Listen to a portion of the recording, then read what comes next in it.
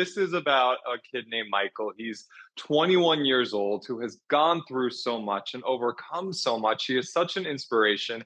But it's not just about him, as you mentioned. It's about his rock star mother who has stood by his side throughout it all. I cannot wait for the world to meet this family. Let's take a look. Okay, take a look. My name is Michael, And my name is Ashley. and together we are Michael and Mom. Yes, and we host a podcast together called Michael and Mom Talk Cancer. We started the podcast Michael and Mom Talk Cancer because cancer has been such a thing in our lives, and unfortunately my father passed away from cancer and then I was diagnosed with cancer, so we really thought that it would be a great way to inspire other people and show them that they're not alone in their journey. It also ended up being very cathartic for us as well to share this story. So in March of 2020, the COVID lockdown shut down everything. It shut down the beaches, shut down the gym, it shut down pretty much anything you can do socially. And I was feeling really tired and I kind of just blamed it on the lockdown. And a few months went by and I was still feeling pretty tired. And then I started to have these symptoms of night sweats that were constant, and I was exhausted and started getting fevers like every day. And I knew something was wrong. So my mom, she called my pediatrician and we scheduled blood tests, and I met with the blood specialist. My counts were not so great and he was concerned. He wanted me to do a bone marrow biopsy. He wanted me to stay the night and do it, and I was just like, What? When he came in after the biopsy and the doctor came in, the first thing he said is, "What your son has is treatable." And then I knew that it was something serious. But one of the heartbreaks in there was when he said leukemia or possibly lymphoma. Michael's father passed away from lymphoma. So I think when I heard that, I was just, everything stopped at that moment. We were devastated. he told me that I was gonna need 2 to 6 rounds of chemotherapy and then have a bone marrow transplant. It's usually an average 8-month survival. There's a 15% of 5-year survival, and that's as far as they are in the research.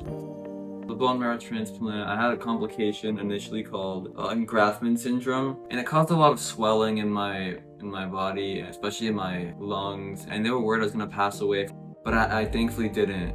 So after a few weeks after the engraftment syndrome, and then I ended up right back in the hospital with a condition called GVHD, which is graft versus host disease, which is when the donor stem cells attack the host, which is me. It was a really hard time, not just physically, but mentally. I was so scared, I was so depressed too. I didn't know what was gonna happen, if I was gonna live or not, and I kind of thought I was just gonna die. That when I realized I was gonna live, I was like so shocked. It was insane, I was alive, after all of this. When he started chemo and he shaved his head, his friends did this beautiful gesture and they shaved their head with Michael. And when I posted it, everyone reached out, wow. We were originally sharing our story and journey on social media, and people really wanted to get like a more in-depth description and kind of understand more, and I felt that the podcast was a great way to help inspire people and really show them what was going on. And the podcast gave us like 20 minutes, 30 minutes. We could talk about like really what was going on. And we've heard from so many lovely people that have been touched by it and inspired.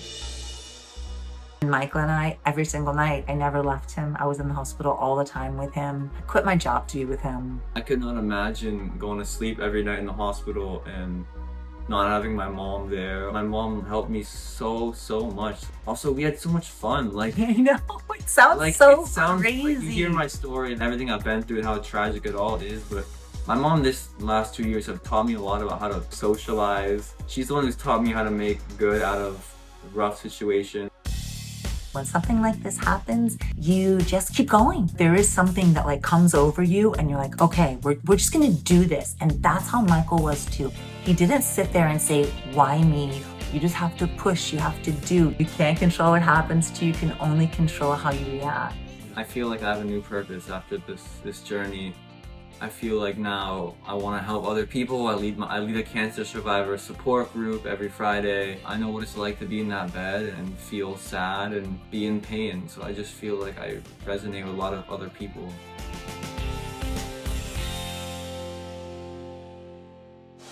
I found their story through a video on social media and I fell in love with their spirit, with both of their spirits for good reason, right? And I just thought I had to bring them on the show because their message is going to help so many people. And in regards to Michael, he's a cool 21-year-old kid. He's so young and he just wants to feel good again. And he has a beautiful soul, which we saw. And I want to match that on the outside. He's been in hospital gowns and sweatshirts and sweatpants for years. So I want him to feel good and to amp up the style a bit. But that's not all. You know, I had a trick or two up my sleeve. So guess what?